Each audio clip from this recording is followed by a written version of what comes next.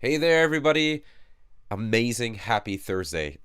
I don't even know. I was thinking about like how I'm going to start this off, but um, I'm just getting over a little cold, so excuse a little bit of the congestion and whatnot, but super excited about today's call. Um, welcome to today's live listening session. This is an opportunity where I get to hear some of your music and give you some feedback and to help you taking that next step forward. So let me make sure you guys can hear me and see me okay. That's the most important thing, because then we don't move from here. So hey guys, if you can hear me and see me okay, would you let me know in the chat right now? We got a couple people here. We got Phoenix Prod. What's up? Crozford. Let me know if you guys can hear me and see me. Sounds good. All right. And I am going to excuse in advance for all the sniffles. It's that time of year. All right. Well, so just so that you guys know, we are currently kind of just having this open to the public as well. So if you're curious as to, wait a second, how are you getting how's everybody getting their music heard? Well, these are Beat Academy members who are part of the online community that post their music in our community forum, and we do this monthly, right? So we do this either twice a month. Other times we also do sessions where I'll take some of your ideas and build a whole idea or track around that idea. Those are a lot of fun, especially our last session was really cool. So the goal here is not necessarily to hope, hey, I hope he gets my song heard, but the goal here is that we're learning together. We're linking arms as a community, and we're learning from one another. You'd be surprised at how many times people are finding themselves in the most common hurdles that others are finding themselves as well. So I'm struggling with getting vocals to sound a certain way. Other people are struggling to get their vocals to sound that certain way. And as I'm helping one person, it's actually helping everybody together. So looks like we might be able to get through everybody's submission today. But if we don't, we can always just let me know, and I'll put them at the front of the queue. Before we move forward with starting our live listening session, the first thing I want to do is something we started doing inside Beat Academy, which we're going to be doing and spotlighting a lot more in the coming days, coming months, weeks, is really celebrating the wins, the victories of our Beat Academy members. It's been 4 years now. I've been so blessed to see so many lives impacted through the Beat Academy, members who've experienced so much tremendous growth, not so much of, but tremendous growth as being a member of Beat Academy, that I want to take the time to celebrate, highlight that, and kind of give thanks for you guys trusting me to be able to come alongside you to help you do that. So we started a new thread inside Beat Academy. So any wins, it could very well be like, hey, you know what? I never knew how to produce music, and I've been a Beat Academy member, and now I'm more confident in producing the music I want to produce. Post that in there. That's what this is for. And just to kick it off today, I wanted to start reading Minton, who was the first person to post in our Celebrating Your Wins category. And Minton was sharing, this Sunday, I accomplished my long-time goal of playing live my original music just by myself. I did a 30-minute set with some of the songs I have been working on this year. The event was small, but a complete success. People enjoyed the set and complimented my achievements, and only 1 year into my journey as a producer. That is amazing. That's awesome. I wanted to share my experience to inspire you all to keep at it. Hard work finally pays, and you will accomplish your goals. So, salute to you, Minton. Thank you for posting that win and celebrating that win with us. I think when I start to see more people win, we all win. So let's keep moving. Oh, I'm gonna find out if I could just mute all that out. But sorry about that, guys. I am fighting a little bit of a cold, but I did not want to miss this session. So let's keep going. So let's go over here to our live listening session today. And let's just start straight from the top, shall we? Hit the ground running. Now, if those of you who are joining us are, subscribed to the YouTube channel and you're curious as to how you can become a Beat Academy member, I would encourage you to visit beatacademy.com, become a member today so that you can be involved with these monthly listening sessions that we do here. All right, first off, we've got Dmitry. So let's hit it up.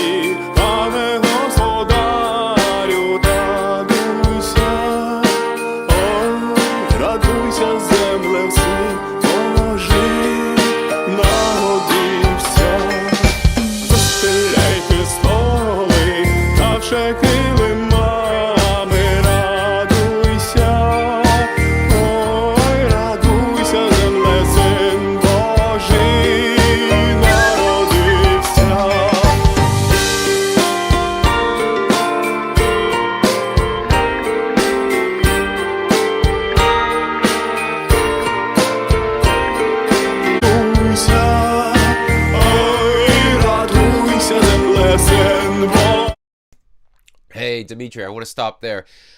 It's good that we start off with a festive tune, right?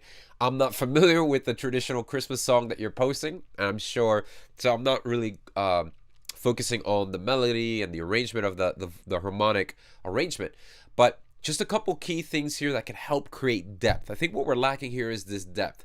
Everything seems to be a little bit flat, and for those of you listening in and chiming in the chat, there's almost a sense that we've got a couple things, but it feels a bit two-dimensional. And a way that you can build dimension is by creating some ambience and some room with a little bit of reverb and spacing things out. So what would immediately help give some depth is if we had a little bit more room reverb with the snare drum and the drums overall. I think that would help kind of place the drums a little further back, create some of that space. Same thing with the vocal too. You can just kind of start to help the vocal pop a little bit more by creating a little bit of like maybe just a slap eighth note delay, a slap that either a slap back delay or just an eighth note delay that will create a little bit of that tension and that space. Believe it or not, a little bit of that stuff goes a long way. You don't have to drench things in reverb, but you can give some of that space and dimension that helps create the space and distance, and it starts to help feel like the mix isn't just two-dimensional or really flat. Also, maybe by putting certain things a little bit to the left or to the right can kind of clear way for the vocal. I think the vocal was just hidden a little bit behind what was going on in the track. If that makes sense, everybody in there. So yeah, that's kind of more along the sense of what I'm getting there too. So a little bit more of the effect processing on the vocal could help give it the dimension that it really needs to help that pop off. All right, but I think it's a cool, it's a good place to start.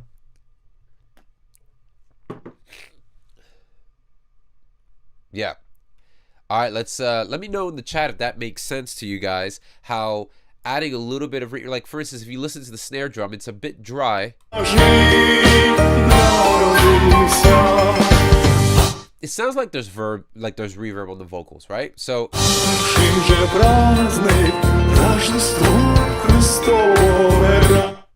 another thing too, melodically, when you have an instrument that's playing the same melody as the vocals, you have to be careful because now you have two competing things in the mixes that are moving in the same pace and in the same melodic direction. So you could use something to play the melody of the vocal maybe in certain parts so that it accents certain phrases, but if you're gonna have something play the same melody as the vocal, then you have to say, okay, maybe I want it hinted further in the back and not so much up front, because then the vocal and this melody are fighting a little bit. So that's what needs to kind of happen in there. Okay, all right, let's go ahead and move on down to Crozford.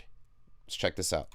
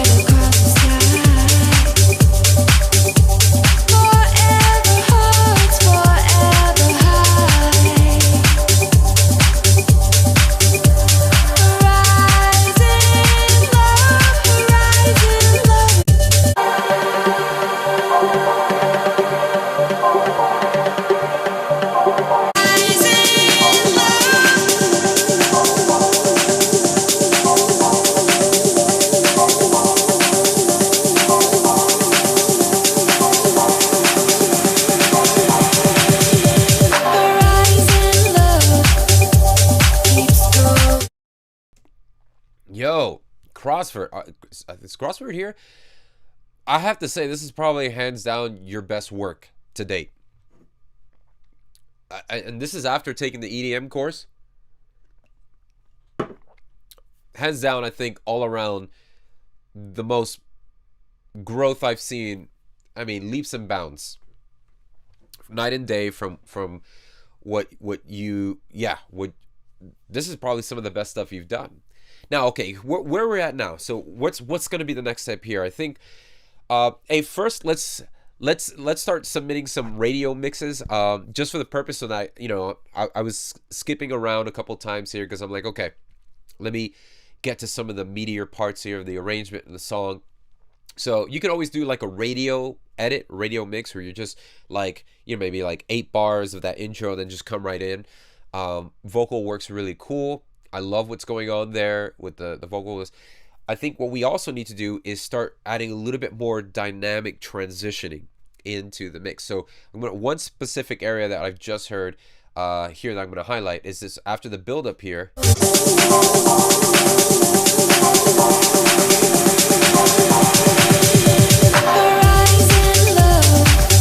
Yeah, so there could be dynamic transitions can happen both on the arrangement level, where you're subtracting elements such as like, which is what you're doing. You're taking some of the stuff away. You just have the snare build up. You've got like a riser build up, and then you have the vocal there. But then you could do things with like an EQ or filter. So you can have an EQ on some of the groups and automate where you're sweeping away some of that low end, so you feel like the frequencies are also being taken away. So you can, you know, remove some of that low end presence, especially on the snare drum roll. What I like to do oftentimes on a snare drum roll is on a build up is sweep away the low end from that snare, so you just feel like the bass is gone and it's just going away. And then when we come back in, we have this nice tension and release happening in the arrangement where now the bass is all back in there. So those small decisions help to build a lot of dynamic tension and release throughout the arrangement. I think you could immediately introduce some of that vocal. If you do a radio edit, you'll bring the vocal in a lot sooner. So that's cool. Yeah. So doing that will have the bass hit harder in the drop. Now, this, I think all the bones, all the parts here are spot on. I think your arrangement, I think your just your instincts and how you put this together, hands down, it's really good. And what needs to now is create a little bit more of that dimension and molding a little bit in the mix. Okay, so I mean, this is definitely a great job all around. I'm just remembering some of the stuff that you've been working on, and listen to this. I'm like, this is the stuff I'm talking about. These are the wins to me personally. Like, me, when I start to see Beat Academy members go from like, hi, how are you, to like, what's up? I love that. I love that. So this is really good. One thing here when we have this section. So it looks like the kick is going to predominantly own a lot of the low end, right? Because the bass is getting lost a little bit. So I would want to check the relationship between that kick and bass there. Like, a lot of decisions here are the minor mixing stuff that can really just help take this to the finish line. But yeah, this needs to Crozford, I think you're here. Yes. Okay. So what would you say is, what do you think are the main 3 things you would consider this track needs for it to be completely finished in your mind?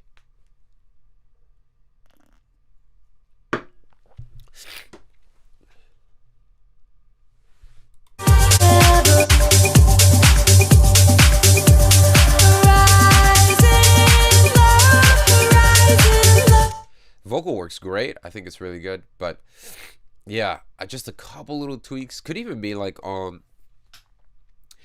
think a couple things to, because you have a lot of the percussive stuff going on throughout the whole thing. So I think more driving kick. Well, Crozford, I think the driving kick is going to come from balancing out that low end and more bass definition. Okay. All right. So if you're having issues with the low end and defining the bass, all right, I assume that you are putting a reference track in your projects. And what I would assume you want to do is when you're soloing that kick and the bass, try saving a session. Try saving a session where you're having both the kick and the bass grouped together and compressing those two elements together as one. See what that gets you. See if you like the results of that. Compressing both the kick and the sub together, and see if you like what that's going to do for you. But save that as a separate mix, you know, call it, you know, kick sub mix. Do that and see if that could help you get the definition that you're looking for. Experiment with that and then let me know where that goes. All in all, great freaking job. Super proud of you, Crozford. This is really good. So yeah, on the same bus. So put the kick, the sub and the sub bass, route them to, or group them together, or route them to the separate, you know, same bus. If you're on Logic or Pro Tools or whatever it is that you're doing, try that and see how that works out. All right, let's go to our next one here.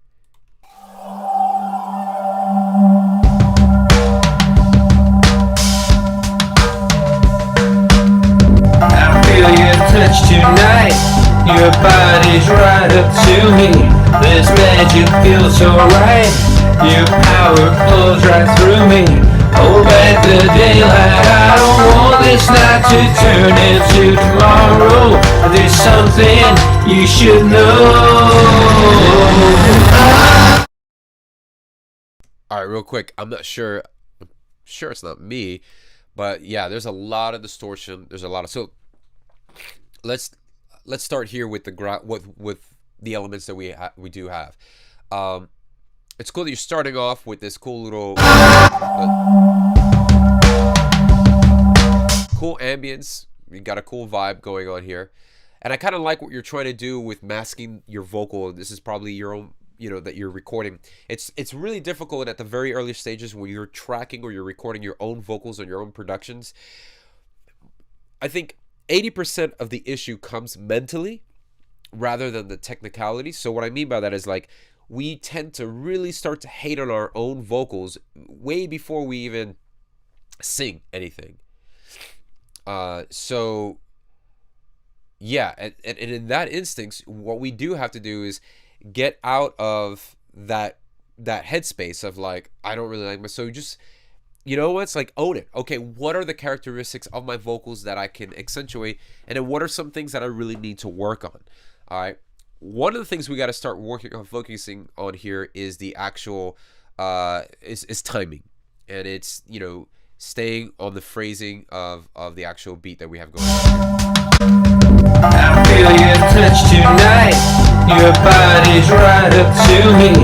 So also, this is the same thing that we mentioned earlier. When you have another element playing the melody that the vocal's doing, it's already distracting, so that when your vocal falls off time and that melody that you're playing doesn't fall off time, it makes it that much distinguishable and really noticeable. So you guys have to be very careful when you start playing musical elements and you're singing this, that musical element is playing and performing the same melodic line that the vocals are doing.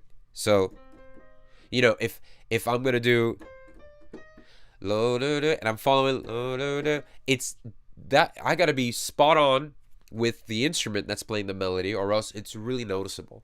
So I would work on timing. I would you know, definitely go back, make sure that you're not distorting, that you're not recording too hot into your audio interface, because I do hear a lot of clipping in the vocal recording there. So you want to start with some good ingredients when you start baking, right? You don't want some apples that have been chewed on and things like that. You want to go ahead and start with some really good ingredients. So start with that.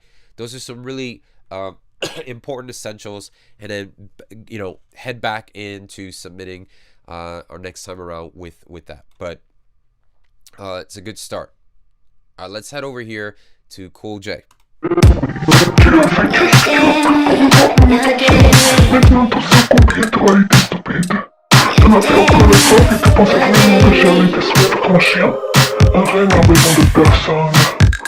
could've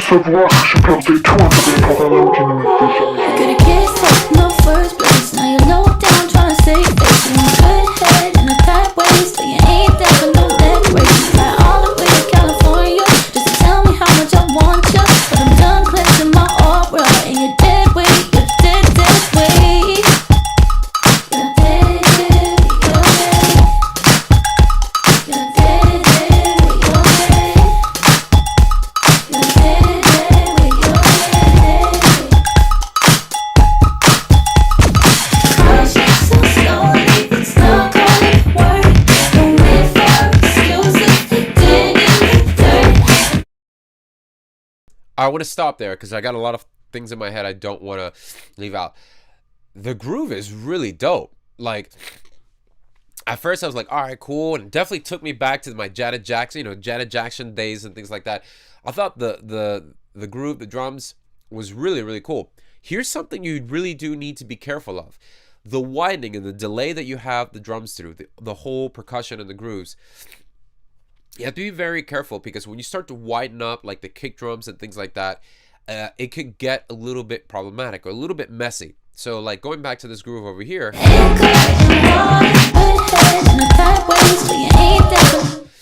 Alright, so we got a couple cool... I love what it's doing. It's adding a really cool dimension. But we've got the drums and then we also have the vocals going through the same processing. So,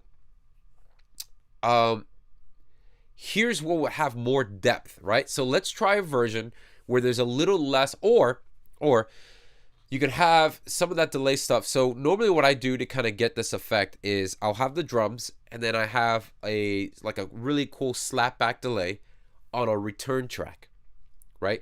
So let's say if you're on Logic, you would create a bus, you would put a short slapback delay. I wouldn't put it maybe, I wouldn't have it synced with the project. What I would do is take it off, then put it on time, put a really short delay.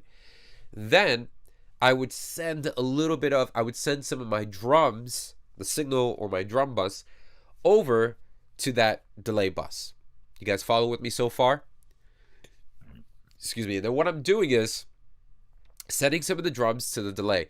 And then I put an EQ before the delay. And I'm taking away all that low end so that what's really being affected by the delay is the stuff maybe, 200 hertz and above. The stuff that really will do well. That way all the that low beefy stuff stays mono in the middle, and it just creates more depth and more dimension. And then what I'll do, if I'm going to run the vocals through that too, I want to do the same thing. So those little things help to create that clean space while keeping that same kind of vibe that you've got going on there. So that's one thing to know.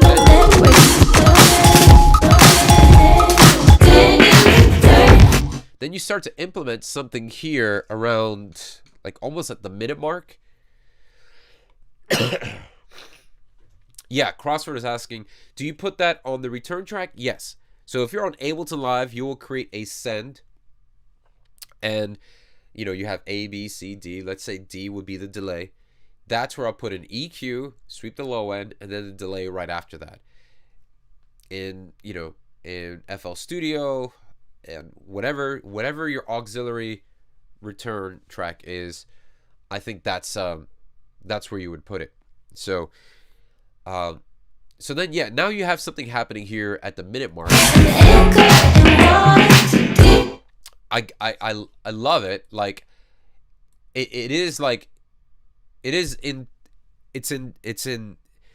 It's definitely with the vibe, that throwback Janet Jackson vibe thing there. But there is some tonal structures to it that are just not fitting well with the track. So let me just play a little bit more.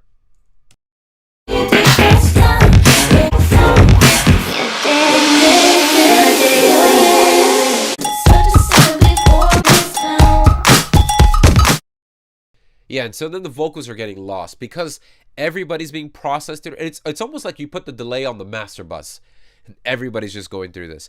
So when you have that happening, when everybody is being drenched with the same effect, it doesn't have the effect you're looking for. And what I mean by that is it doesn't make that effect special or unique to that one individual instrument. So I hope that makes sense. Definitely look into that CoolJ. Really cool vibe though. I think it definitely fits in that vibe. Definitely a cool throwback, you know, tune that I would love to hear. The vocals are getting lost a little bit with everything. So yeah, revisit that and let's hear it again.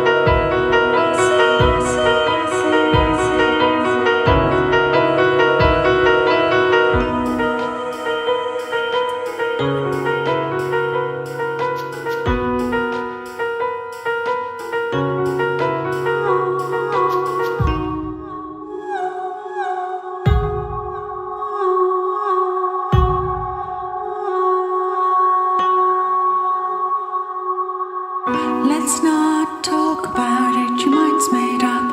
Why should we ask?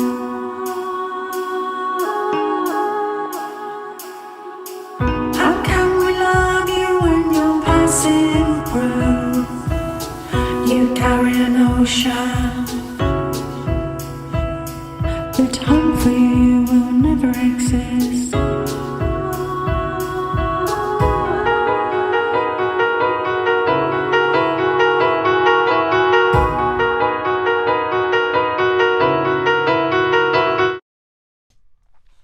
So, because I'm reading here, this is their third creation completed before you join the Beat Academy.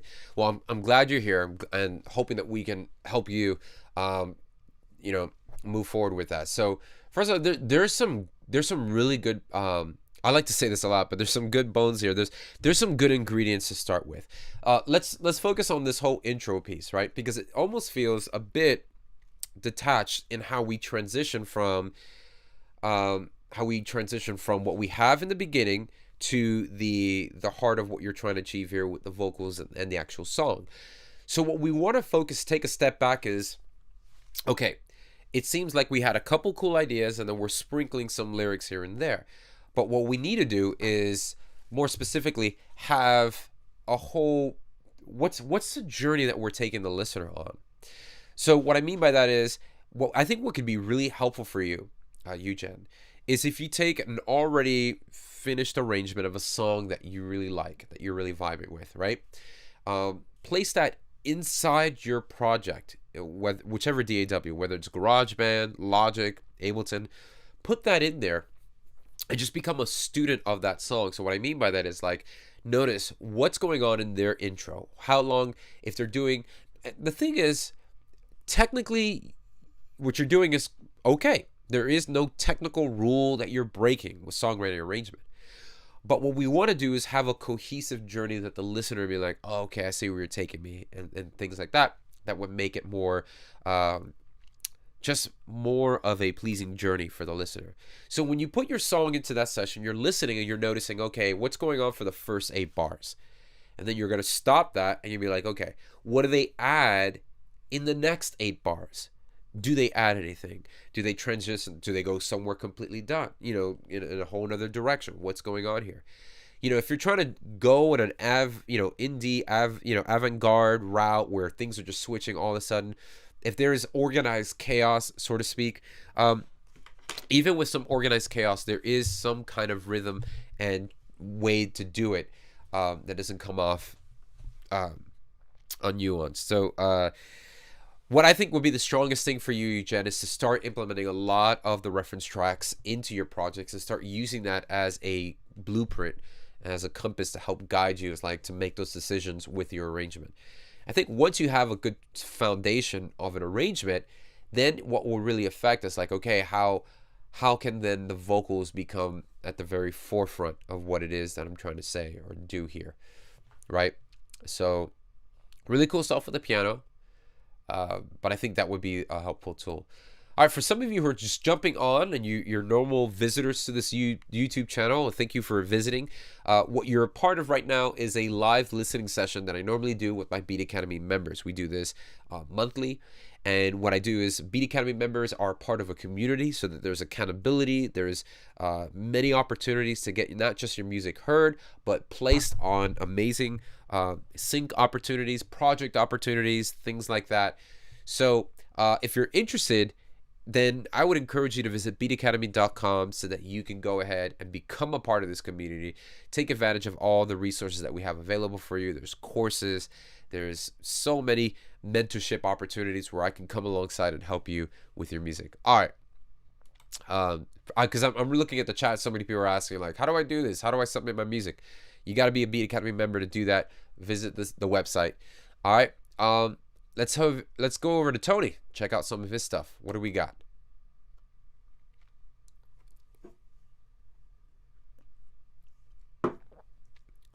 So fancy, Tony. So fancy. Damn it, Chuck! Get back here! Can I not? Ah! Fuck! Yeah. Look. Yeah. Moving way too fast. We going. You know I make a move. You know I make a move. I just took him to the moon, then I bust another move. I just bust another move. Tell me what you gonna do, yeah, you know I make a move. You know I make a move. I just took him to the moon, then I bust another move. I just bust another move. Tell me what you gonna, what? Make a move for a long night. Keep it going, now we out of sight. She call me daddy, that shit make me feel I'm larger than life. I make a move, little shawty, I can see in your eyes. She wanna win her from the top to the bottom, and now vibrating so high, looking down in the sky. And I'm pumping through their veins, shit, I keep them alive. Bars big like a tank, but it ain't in my size. I wanna, whoa, yeah, wait. When I touch your luck, get a pad and pistol, then knee deep in the game and I slang adrenaline. And I'm revving up, going fast and furious. Yeah, wait. Many say this mad cause I'm past the pinnacle. I be on Zoom doing none of the typical. Moving like damn, he's so atypical. You know I make a move. I just took him to the moon, then I bust another move.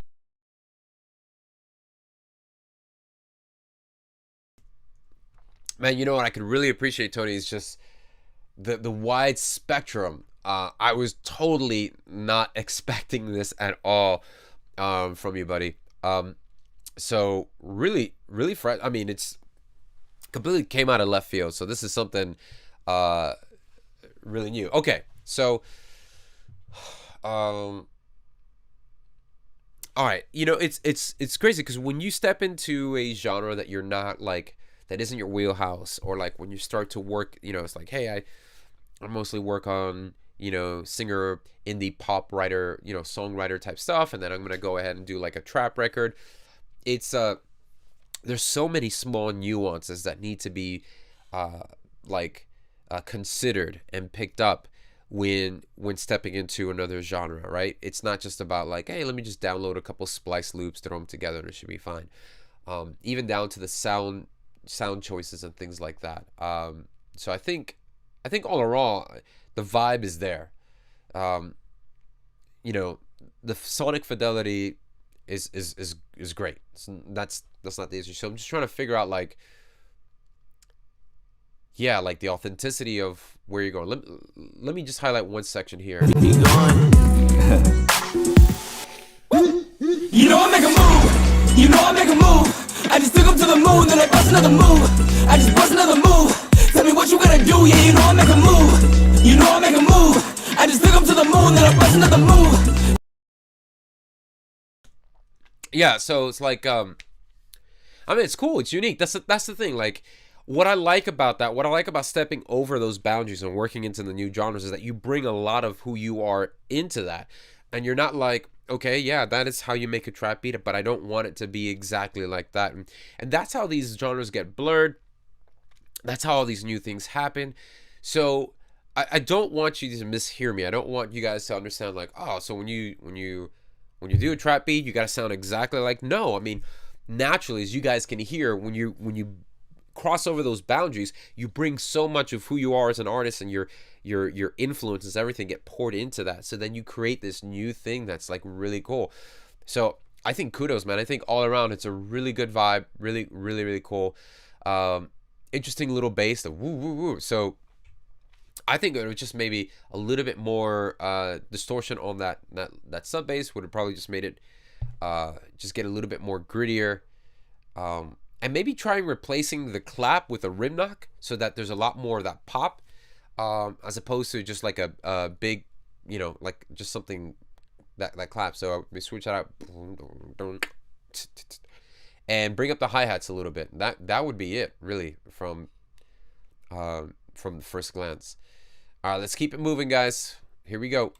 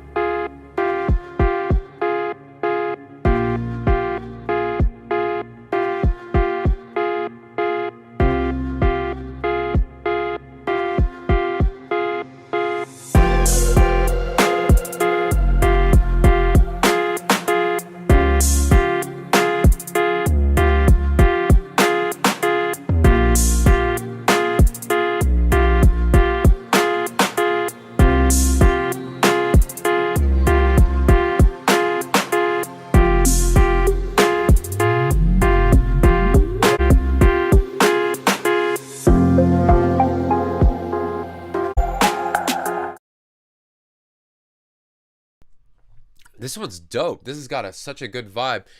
Man, I was about to, it's the moment that snare came in, I was like, I don't know, like that. This also would try experimenting, switching from something a little bit shorter, right? So that it's because that snare is pretty, you know, clunky. It's like, so something that I'll just like, maybe trying like a rim knock or something a little bit shorter, or maybe just taking that snare and lowering the decay or sustain down so that it just comes off a lot more crispier, and it just helps just pop all this up. But I think all around, what a really dope vibe. Easily find somebody to jump on that and crush that. So that was it. Like, that was like my only 2 cents to kind of jump on that. But all around, great job. All right, Chasing Colors, let's rock this. Hold my hand.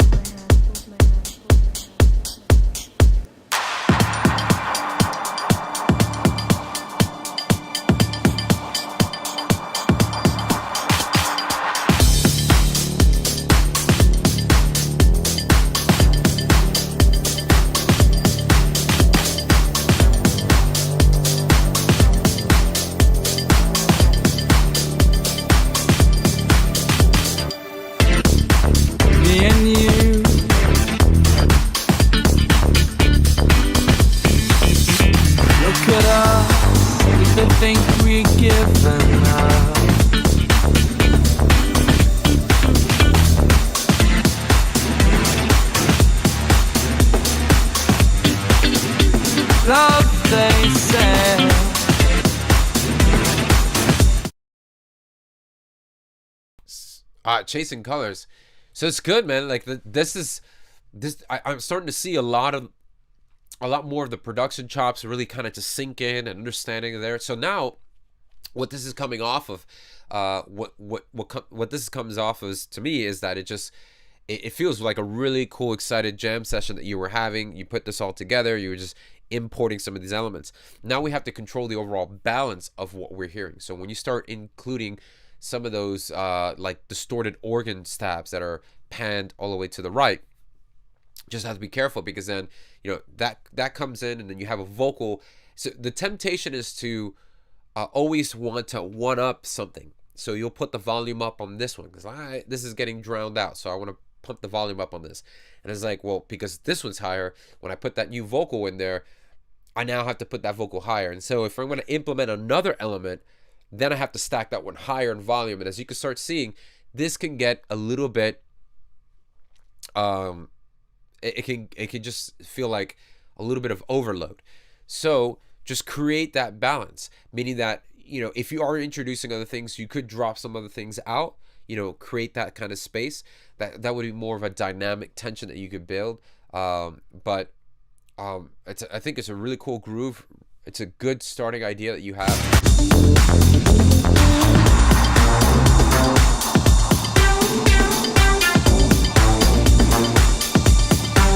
Yeah, that stuff's going. There's so many cool things going on there. So now what we have to do is just create that arrangement journey, right? And then we also have to just be careful that if you've got things that are just popping up, and this tends to happen a lot when we're using loops, and when we throw loops in there, loops are really mixed in the context. It's funny when you start incorporating other loops and you throw things in there, the mix context for each loop is going to be thrown off, because now they're inside a whole nother ecosystem. They're in a whole nother world. When you grab this loop, put it here, and you grab that loop, you put it here, these were, you know, coming from two different worlds. So now you have to, like, okay, how do I create the balance here? How do I make them fit this one world? So automation goes a long way here in making sure that things don't just pop out in volume that are like, whoa, that would be a little bit overbearing. But all in all, I think this is a great job. All right, we're gonna let's keep going. We're almost a little short on time today, so let's keep this moving here.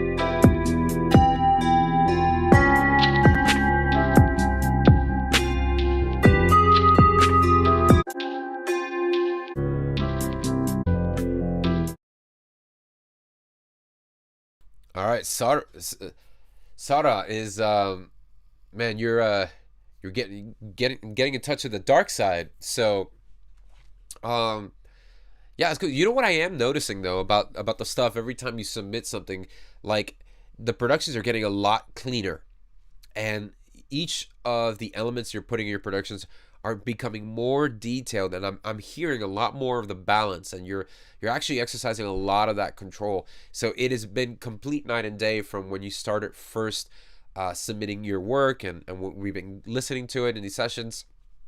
It's kind of been like, it felt like there was a big fog over your master bus, but now things are very detailed and clean and separated.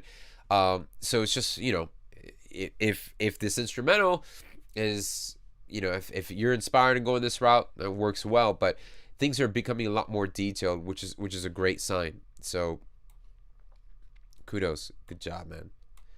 Let's check out Hipless.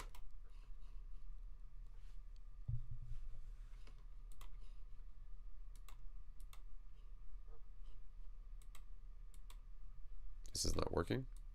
All right, well,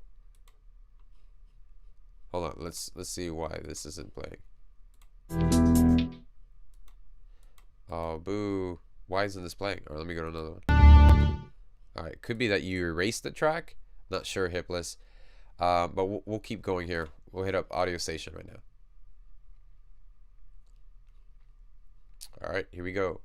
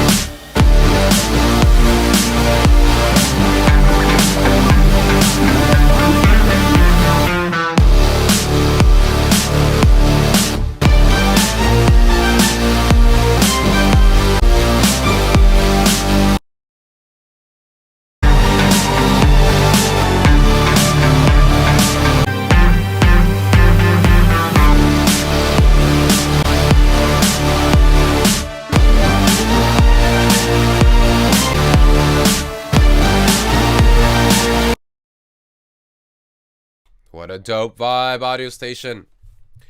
A little Justice vibe-age. Looks like someone was inspired by our last session. Cool. You definitely got the string stuff. Sounds great and on point.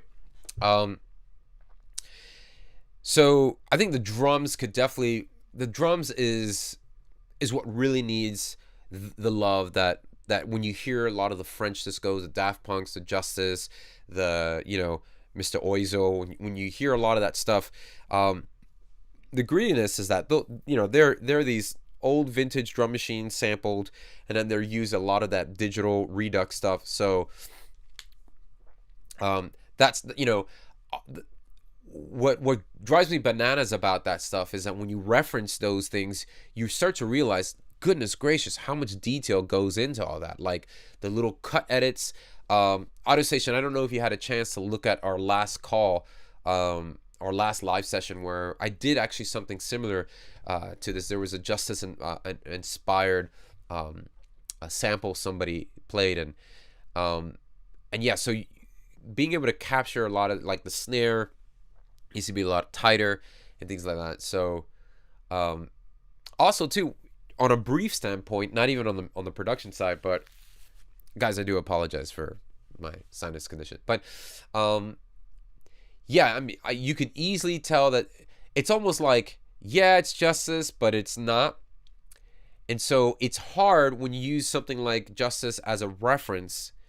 Maybe a client was requesting something like this, and you're like, hey, we want this as the reference. It's so important that when a client is asking, what I mean by a client, when somebody's requesting music to be placed on a sync opportunity, an opportunity for that music to be placed on a commercial, film, video game, you'll get references. Hey, we want something that sounds like this. Now, at the earlier stages of my career, it's like, okay, if that's what you want, I'll give you exactly what you want. But that's not really what they're asking for. So what we have to do is tap into understanding, okay, what is it about this song that really excites them? Is it the grittiness? It's the aggressiveness? So it could very well be the mood.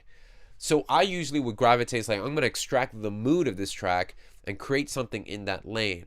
Obviously, dirty, gritty synths, tempo, and the drums. Those are the main pillars that play into that. But yeah, I mean, the progression here is so similar, and with the string stuff. So, I mean, I hope it worked well. Did it work well for you? All that matters is that if the client was, like, really cool about it, then yeah. All right, Hipless track is working again. So let's go back to this one.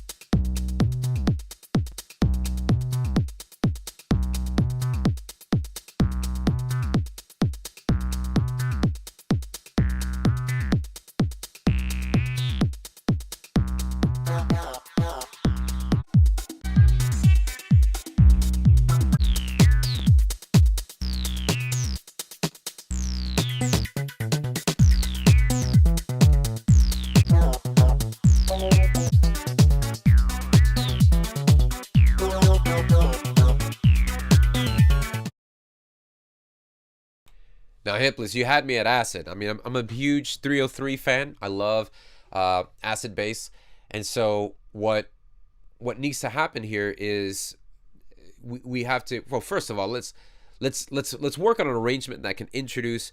And this tends to be more of like a jam session here. But then let's do another edit, maybe an edit that potentially, like, hey, this would be like the radio version, right? So that what we're doing is we're creating the overarching journey. All right, so now again, that's more of a preference than the principle here. So let's dive in a couple of things. I think the acid track is the acid bass is cool. It sounds authentic. I don't know if it's an actual hardware or plugin. It sounds pretty good. But let's take that pattern that we have, right? So you've got the acid. So it's passive. There's some gap there. So we have the drums, right? So as you start to build in your arrangement, consider what would be a good call and response motive. So if you got the acid bass doing the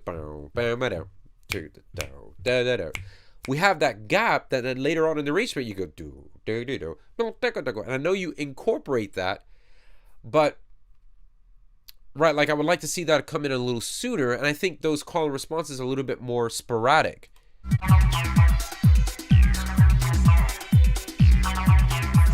So like you're doing it there, but I don't think those call and responses really just they don't help spotlight this enough, right? So you've got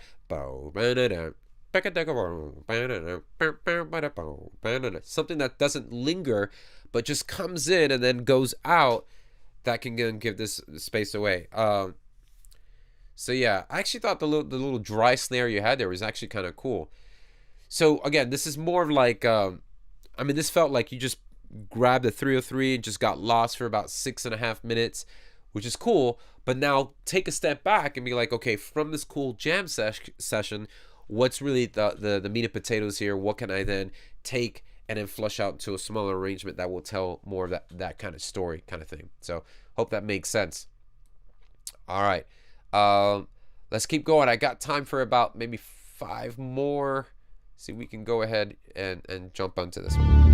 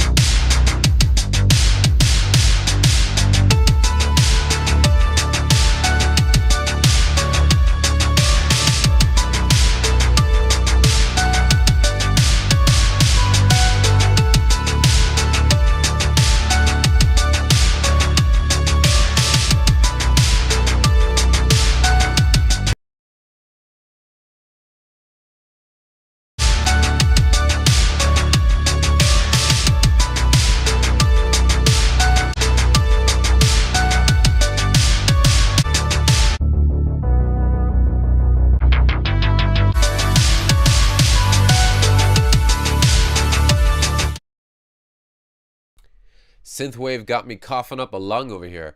Gozno goes, I think this is really dope. I think you've gotten the texture down. I think it's the one thing that kept coming to my mind here is just maybe the EQing of the kick. There's a lot of the boxiness that's coming through with that kick drum. And so I don't know if you have it layered, but probably have one kick that's just handling a lot of the low end beef, filtering that out so there's no high in there. And then getting that thumpy, punchy little kick to sit on top of that, and then cutting the low end away from that kick, and then just make sure there's no like 400, that frequency range, carving a little bit of that out too. That causes a lot of the boxiness. Yeah, but I think all around really, really cool. The synths, I mean, you've gotten the texture down so well, and now it's just about where are we going with this. Like you've got that synth idea, that's the melodic synth there. That would be a really cool response there. So it'd be cool to have like some vocals on there that really help drive this home. So let me see.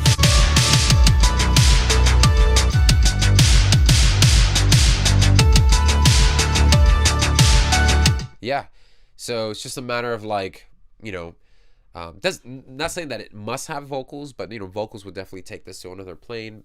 And so if it's just going to be the instrumental, then we have to navigate, okay, like that means that we're going to have some moments where we're then filtering out the bass, the drums, and like die out for a second, so that there is that dynamic, and then we're causing that tension and that release, right? That's going to help just create these peaks and these valleys in the arrangement. Gabrojazz, here we go.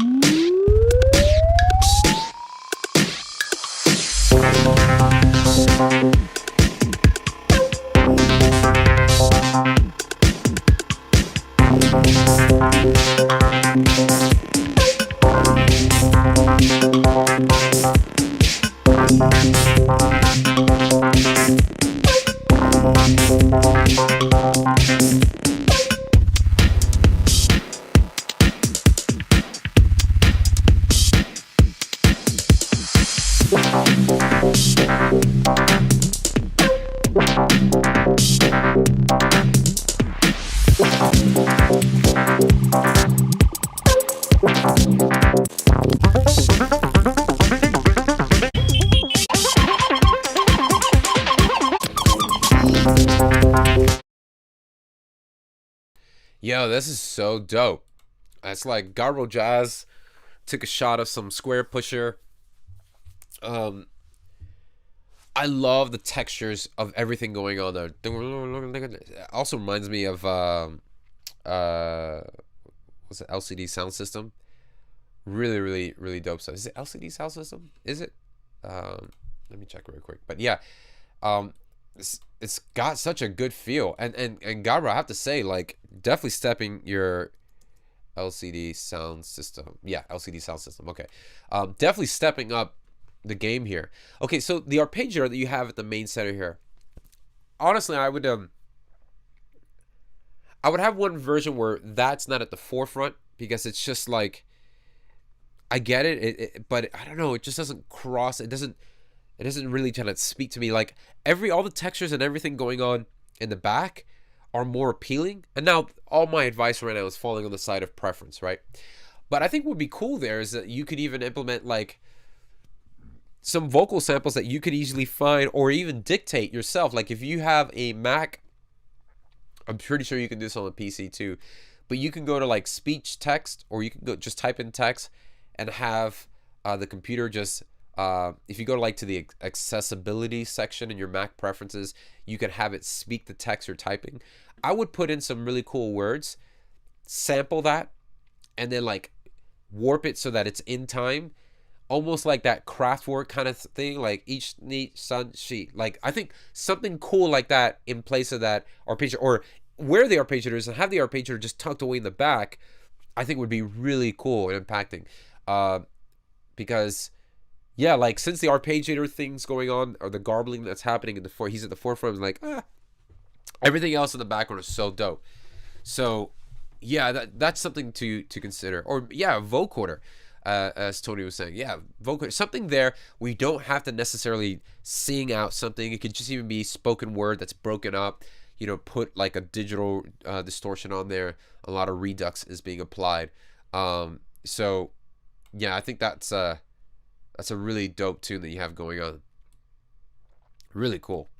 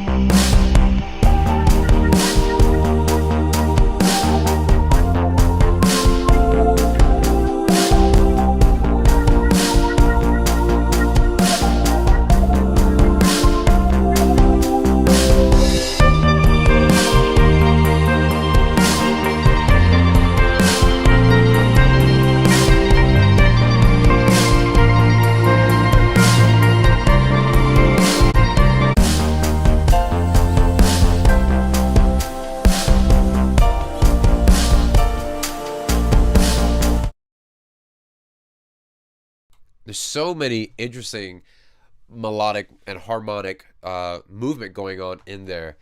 All right, so cool. Intro was really good. I mean, I skipped ahead because I wanted to see what was going on over here. Really cool stuff you got going on with the vocals that you have happening in the intro. I think they're really cool. They definitely do set the atmosphere and the mood. As soon as those drums come in, I think what would help them become a little bit more bigger and larger than life is we could do some gated reverb. And I think gated reverb does a great job in capturing that kind of intensity. So the way you would apply gated reverb, especially to the drums and the snare, is you could try doing this. You could put it directly on the snare drum. You would put a reverb plugin, could be stock reverb, right? And to start messing around with the decay and the room size. Then place a gate plugin. So you can do this on any DAW that you're working on. Place a gate plugin directly after that, and then move the threshold down until you start hearing the snare hit through, and then it closes immediately after that. So you got this, and I would play around with the release, because I know there's probably reverb already on there, but something a little bit more dramatic that can cause some more of that epicness. There you have a lot of really cool movements happening here in this.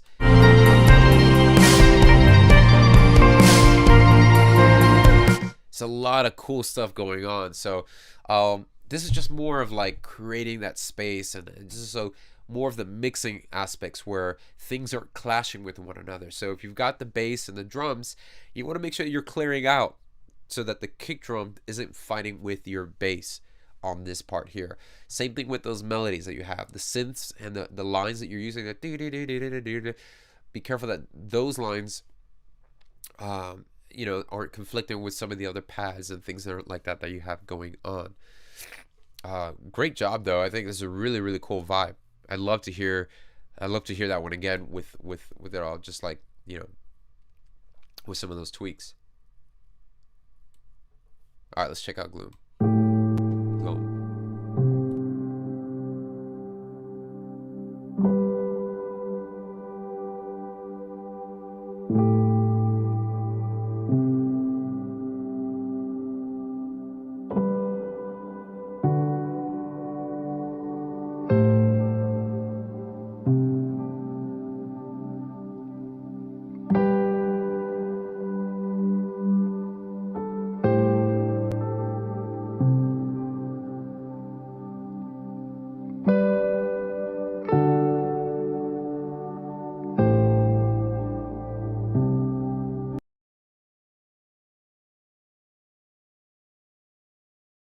Apologize, guys. I have no idea why it's acting like this, so let me just pick it up from where we left off.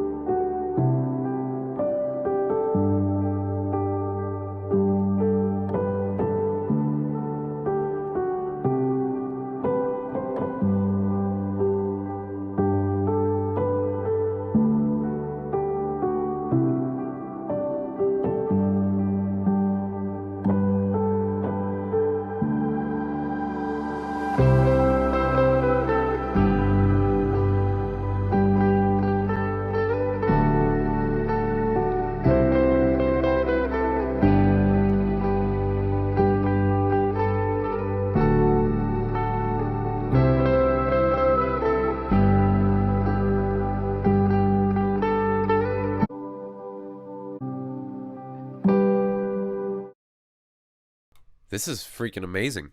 This is fire. Gloam, are you here? Gloam, I bet you everybody's gonna hit up of like, what about the piano? There's like, what piano was that? Spitfire, the free one. Pff, of course. You guys can. Such an awesome pickup. I gotta do a whole video on that free Spitfire lab stuff. Beautiful, beautiful work, beautiful piece. One thing I wanted to highlight. You see how we have this piano melody that's being brought or introduced here in this section here.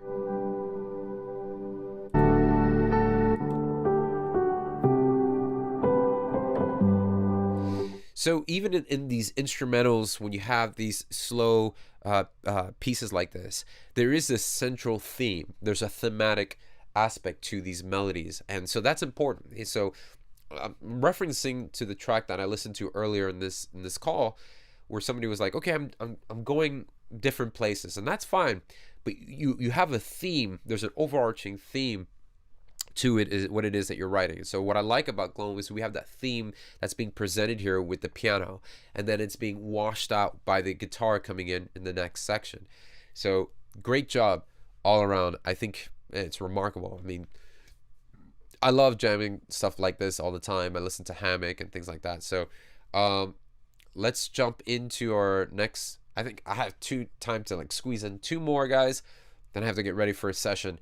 But for those of you who are watching and you're saying, hey, how do I get to submit my music onto this? I would encourage you to visit beatacademy.com so that you can become a member and then take advantage of not just the amazing community that we have. So many of these people have just blow my mind every time I listen to do these calls, because I hear so much growth in a lot of these members. Speaking of which, let's check out Donata here.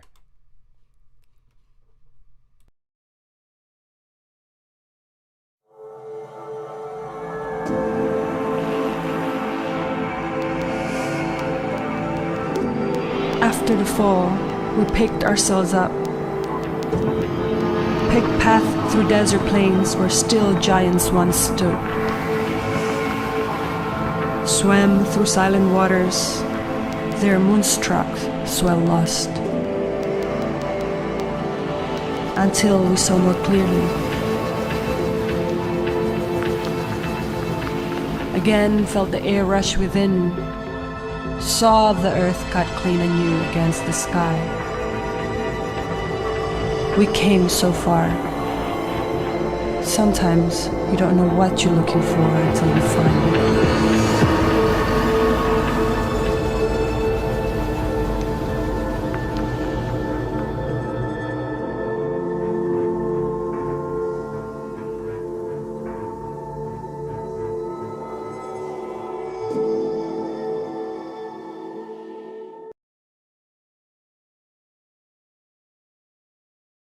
Awesome work, Donata. I mean, that's so. First of all, it's cool. It's actually like, it's really well done, really well arranged. I think the sound palette and I think you definitely, when you're doing things like this, it's all about where are you transferring me, where are you taking me, the listener, where are you taking me, the audience. Are you transferring me to the place where visually they want us to go? So I think you did a great job on that.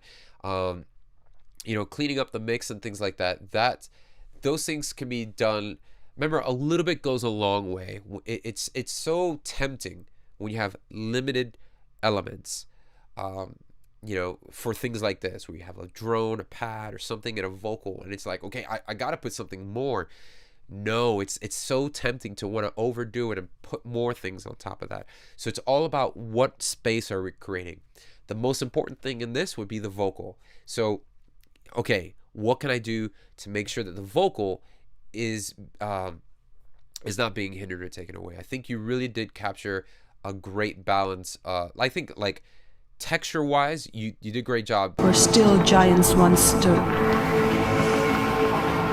Swam through silent water. Like, we have to be careful of that balance between the sound design, like the drones, the swells, and the sweeps and things like that, and any melodic content, right? So there is where you do that push and pull. Okay, when there's something visually more dominant and there's a lot more movement happening, I tend to go a little bit more sound design heavy. And then when there's a meaning, or when there's like a face or something like that, then I want to bring more of the melodic balance. So I would dial back some of the drones and things like that, and then I would want the melody to be, if there is any melodic, or it could be a pad or anything like that, I would do that there. Yeah, checking in a mono would be a great way. So I think you did a great job. I think you really did a fantastic job, Donata. So really, really well done. I think the hardest project I ever had to do or be a part of was creating the logos, the audio brand identity for Ubisoft. So whenever you play a Ubisoft game, that little Ubisoft thing that just goes right, I did the music for that, and for the latest one that they did, which is awesome. But it was the hardest thing, because what they did was they sent me a 25-page PDF paper describing what they wanted for just a 2-second audio clip, and I'm like, what the crap is this? So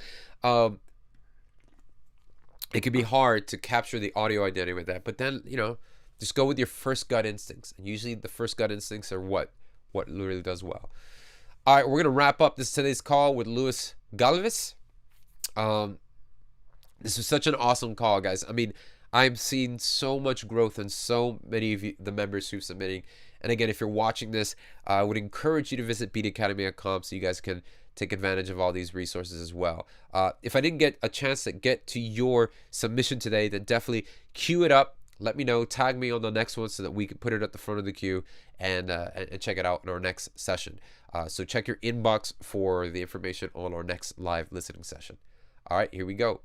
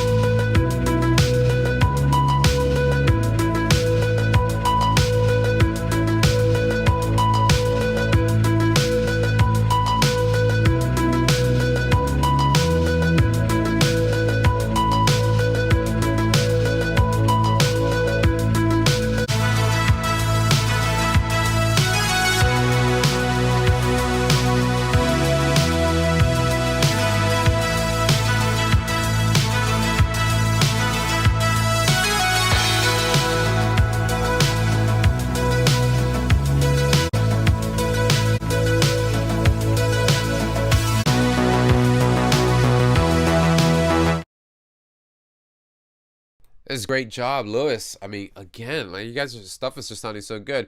Two main things. All right, so the drums, get a little bit more. Same thing with the gated reverb. Try some gated reverb on that snare drum, particularly, especially with churches. We do that a lot on their stuff.